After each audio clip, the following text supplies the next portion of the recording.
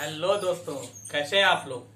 चलिए आज क्या पढ़ना है हम लोग को। आज पढ़ना है सेक्शन 144 और 144A। क्या बोलते हैं, urgent cases of nuisance. Urgent cases of nuisance. अगर न्यूसेंस के अर्जेंट केसेस होते हैं तो क्या होगा। इंपॉर्टेंट सेक्शन है, ठीक है, ध्यान रखिएगा। सेक्शन 144 और 144A, ठीक है। चलिए सेक्शन 144, सेक्शन 144 क्या कहता है। सेक्शन 144 हटाइए, इसको लिखते हम लोग धारा 144। बहुत सुना होगा आपने, ठीक है, कि यहाँ पे धारा 144 लगी हुई है। कौन सी धारा लगी हुई है, 144। वो यही धारा है, ठीक है, सीआरपीसी की। ये तो नहीं बताते हैं कि सीआरपीसी की लगी हुई है, लेकिन बात इसी की चल रही होती है। छोटे से आपको सुनते आए होंगे, मतलब आप लोग ने सुना हो नहीं सुना हो, सुना ही होगा। जब मैंने सुना है तो आपने क्यों नहीं सुना है कि नहीं। बहुत सुनते थे, अरे शहर में धारा 144 लगी हुई है, ज्यादा लोग बाहर मत घूमना, ठीक है। तो ये क्या था, यही था कि सेक्शन 144 है, सॉरी सेक्शन 144 ऑफ सीआरपीसी, ठीक है। अब क्या था इसमें है क्या। देखिए, कभी भी अगर डीएम को एसडीएम को या स्पेशल एग्जीक्यूटिव मजिस्ट्रेट या कोई भी एग्जीक्यूटिव मजिस्ट्रेट जिसे स्पेशली ये पावर दी गई है, ठीक है, तो वो क्या कर सकता है। अगर उसे ऐसा लगता है कि पब्लिक ऑर्डर और ट्रांसक्वालिटी में कोई दिक्कत आ सकती है, या ह्यूमन बीइंग को या ह्यूमंस को कोई डेंजर हो सकता है, ह्यूमन लाइफ को कोई डेंजर हो सकता है, ठीक है, यहाँ का माहौल खराब हो सकता है, यहाँ बलवा या दंगा हो सकता है, तो फिर वो उस एरिया में धारा 144 लगा देगा, ठीक। ये कुछ पर्टिकुलर एरिया में भी लग सकती है, ठीक है, कुछ पर्टिकुलर नंबर ऑफ पर्सन्स के ऊपर भी लग सकती है, या एक किसी सिंगुलर पर्सन के ऊपर भी लग सकती है। क्या हो सकता है भाई, कि ये भी किसी एक आदमी को तड़ीपार कर सकते हैं। तड़ीपार क्या होता है, तड़ीपार भी इसी में होता है, ठीक है। सेक्शन 144 में तड़ी पार करना होता है तो भी इसी में होता है। अगर किसी को तड़ी पार करना है तो भी इसी में होगा, ठीक है। कर्फ्यू लगाना है तो भी इसी में होगा। आजकल जो लॉकडाउन होता है, वो लॉकडाउन तो कहीं इस्तेमाल तो नहीं हुआ है, लेकिन लॉकडाउन भी इसी में ही लगता है, ठीक है।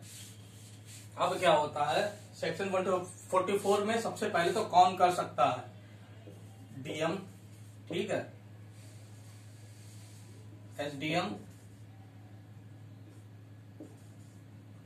और स्पेशल एग्जीक्यूटिव मजिस्ट्रेट या एग्जीक्यूटिव मजिस्ट्रेट जिसे स्पेशली ये पावर दी गई है, जिसे हम क्या रखते हैं, स्पेशल एग्जीक्यूटिव मजिस्ट्रेट। इन तीनों के पास पावर होती है, ठीक है, कि ये किसी पर्टिकुलर एरिया में या अपने डिस्ट्रिक्ट में, ठीक है, अगर इन्हें ऐसा लगता है कि डिस्टरबेंस ऑफ पब्लिक ऑर्डर या ट्रांसक्विलिटी, ठीक है, इनका डिस्टरबेंस हो सकता है, तो ये क्या करेंगे, ये किसी पर्टिकुलर एरिया में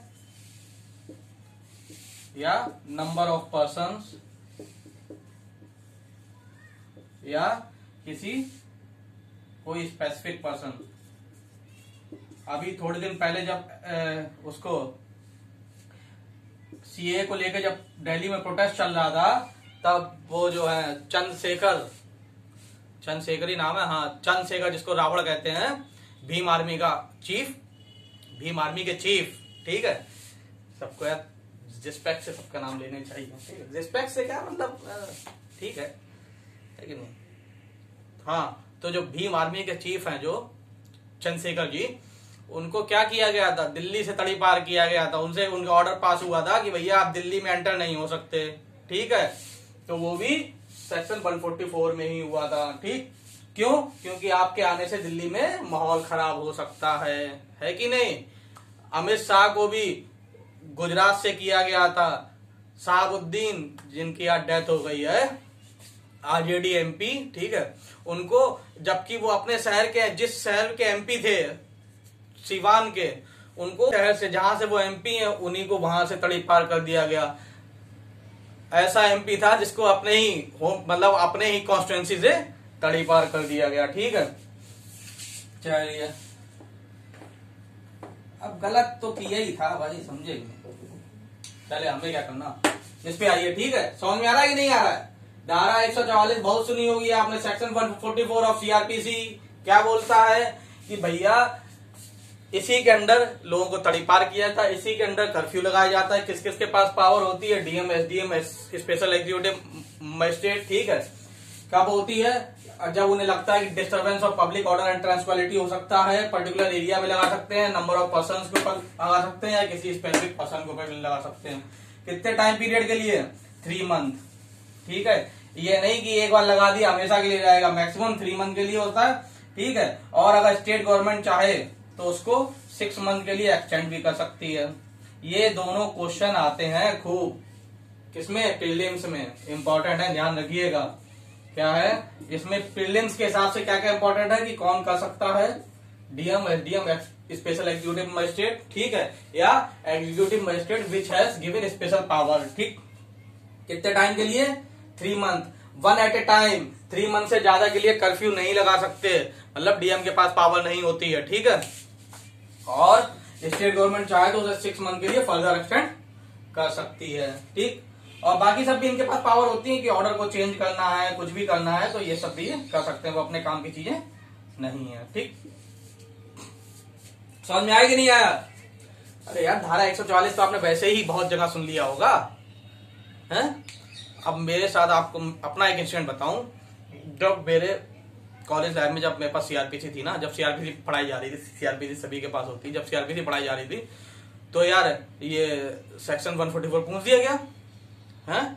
तो एक्चुअली मैंने वो पढ़ भी लिया था, तो मैं एग्जाम में लिख के आया और बाहर आके बैठा।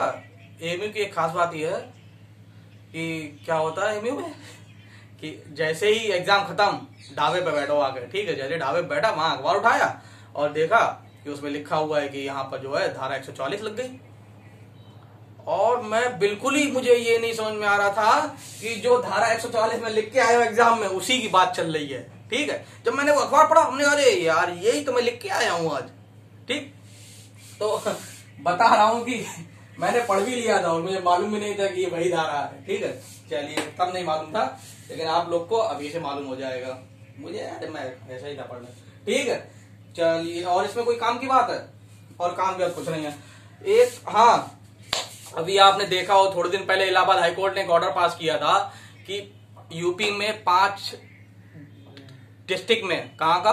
गोरखपुर में और इलाहाबाद में और ये सब जगह क्या होना चाहिए? लॉकडाउन होना चाहिए। ठीक है, तो मैं एकदम पढ़ के एकदम शॉक हो गया था। हम यार ये कैसे पास कर सकते हैं? हाई कोर्ट किसी भी स्टेट, मतलब कोई भी मतलब स्टेट में लॉकडाउन लगेगा कि नहीं लगेगा, ये हाई कोर्ट का काम थोड़े है कि नहीं? फिर सुप्रीम कोर्ट ने उसको हटा भी दिया था उस ऑर्डर को, लेकिन फिर भी हाई कोर्ट ने कैसे पास कर दिया? क्यों? क्योंकि एक केस है Ghulam Abbas versus state of UP. UP का ही केस है, Ghulam Abbas versus state of UP. इसमें साफ साफ कहा गया था कि ये जो सेक्शन 144 कर्फ्यू लगाना या लॉकडाउन करना, कुछ भी ये करना, ये क्या है? ये एडमिनिस्ट्रेटिव पावर है। ठीक है, क्या बोला गया था साफ साफ कि सेक्शन 144 में जो पावर है वो एडमिनिस्ट्रेटिव पावर है। ठीक है, जो एग्जीक्यूटिव द्वारा इस्तेमाल की जाएगी, ना कि जुडिशियल या क्वासी जुडिशियल। जुडिशियल या क्वासी जुडिशियल नहीं है। ठीक है, तो इससे एकदम क्लियर होता है कि कोर्ट का ये काम नहीं है कि ये कहीं पे लॉकडाउन लगेगा कि नहीं लगेगा, कि कहीं पे कर्फ्यू लगेगा कि नहीं लगेगा। ये टोटली काम एडमिनिस्ट्रेटिव का है, समझे कि नहीं? अरे भाई, जिसका जो काम है फिर रिस्पॉन्सिबिलिटी भी चेंज हो जाएगी ना। आज अगर कोर्ट लगा रही है, ठीक है, अगर वो मान लेते, योगी गवर्नमेंट मान लेती या यूपी गवर्नमेंट मान लेती, तो इसके प्रोस एंड कॉन्स भी तो होते हैं, तो कौन रिस्पॉन्सिबल होता उसके लिए, है कि नहीं? अब मेरा जो काम है मैं खुद करूं, चाहे गलत करूं चाहे सही करूं। ठीक है, गलत तो नहीं कर सकता, लेकिन फिर भी मैं प्राइमा फेसा ही तो सही करना चाहता हूं ना। बाद में गलत होता है सही होता है उससे कोई मतलब नहीं है, लेकिन करूंगा तो मैं ही, और बाद में सारी रिस्पॉन्सिबिलिटी मेरी होगी, है कि नहीं। अब मेरा काम अगर कोर्ट करेगी, बाद में गलत होता है तो रिस्पॉन्सिबिलिटी फिर कौन लेगा, वो लेंगे क्या, वो तो नहीं लेंगे, लेनी तो हम ही को पड़ेगी, है कि नहीं। तो इसीलिए मैं तो सच में शौक हो गया था कि हाई कोर्ट कैसे ऐसे पास कर सकती है। हमने होगा भैया कुछ इनहेरेंट पावर का इस्तेमाल किया होगा, लेकिन ऐसा नहीं है, सुप्रीम कोर्ट ने उसे हटा दिया। चलिए बैरक में क्या दिया हुआ है, power to issue order in urgent cases और न्यूसन और एप्रीहेंडेड डेंजर। 144 तब इस्तेमाल होती है जब डीएम, एसडीएम या स्पेशल एग्जीक्यूटिव मजिस्ट्रेट को ऐसा लगे कि एप्रीहेंडेड डेंजर है, तुरंत ही हमें कुछ ऑर्डर पास करना पड़ेगा, ठीक है। अगर तुरंत ही ऐसी तुरंत वाली बात कुछ नहीं है तो 133 से आप इस्तेमाल करें, ठीक। 2 मंथ 6 मंथ वाली बात हो ही गई। और ये सब वही है कि कहाँ कब कब इस्तेमाल होता है, ठीक है। पब्लिक ऑर्डर, ट्रांसमिलिटी या रॉयट या, ठीक है, एफरे, इन सब चीजों में इस्तेमाल होता है, ठीक। डिस्टर्बेंस और पब्लिक ऑर्डर, रॉयट या एफरे, और तो कुछ है नहीं। और पढ़ लीजिएगा, कोई दिक्कत नहीं है, ठीक है। और सेम पावर है इसमें सेक्शन 144A कब जोड़ा गया था, 2005 में, चेक करिए। यस, 2005 में जोड़ा गया था, ठीक है। इसमें क्या है, वो आर्म्स को लेके रोक लगा सकते हैं कि आप किसी भी असेंबली में या वहां पर आर्म्स लेके नहीं जा सकते, ठीक। बस ध्यान रखने वाली बात यह है कि सेक्शन 144 में 3 लोग पास कर सकते हैं, DM, SDM, special executive magistrate, और 144A में सिर्फ डीएम के पास पावर होती है, ठीक। और ये अंतर है कि इसमें 3 मंथ है, इसमें 2 मंथ होता है, और प्लस अगर स्टेट गवर्नमेंट चाहे तो 6 मंथ के लिए एक्सटेंड कर सकते हैं, ठीक है। कोई दिक्कत नहीं, पढ़िएगा, रीड मारिएगा, समझ में आ जाएगा, ठीक है। क्वेश्चन कहां से, सारी बातें एक तरफ, प्री में क्वेश्चन कहां से आएगा वो सुनिए। धारा 144 में ये पूछा जाएगा कौन कौन पास कर सकता है, DM, SDM, special executive magistrate, ठीक है। और ये टाइम पीरियड पूछा जाएगा कि कितने पीरियड के लिए पास कर सकते हैं, मैक्सिमम 3 मंथ है, स्टेट गवर्नमेंट चाहे तो 6 मंथ एक्सटेंड कर सकती है, ठीक। बस 2 ये क्वेश्चन बनते हैं, और सीधे सेक्शन 144 पूछ दिया था कहां पे दिया हुआ है, मतलब सेक्शन 1, ये अर्जेंट केसेस ऑफ न्यूसेंस के केस में सेक्शन पूछ दिया जाता है डायरेक्ट, ठीक। और 144A में कितना है, 2 मंथ पीरियड है और 6 मंथ है, इतना याद करना है। और सिर्फ डीएम है, डीएम पास कर सकता है, इसके अलावा कोई और नहीं। यही प्री के क्वेश्चन है, बाकी सब अपने जनरल नॉलेज वाली बात है, ठीक है। अगर कोई एमयू का पढ़ा हुआ हो तो वहां पे एमयू में एक टर्म इस्तेमाल होता है संडाई, ठीक है। जब मैं पहली बार गया था, संडाई का भी मतलब यही होता है कि अनिश्चितकालीन के लिए कॉलेज बंद हो गया है, आप लोग घर जाइए, जब तक फर्दर ऑर्डर नहीं पास होता तब तक कॉलेज नहीं खुलेगा, ठीक है। कोई हो तो कमेंट करके बताइएगा संडाई, ठीक है। चलिए ठीक, थैंक यू।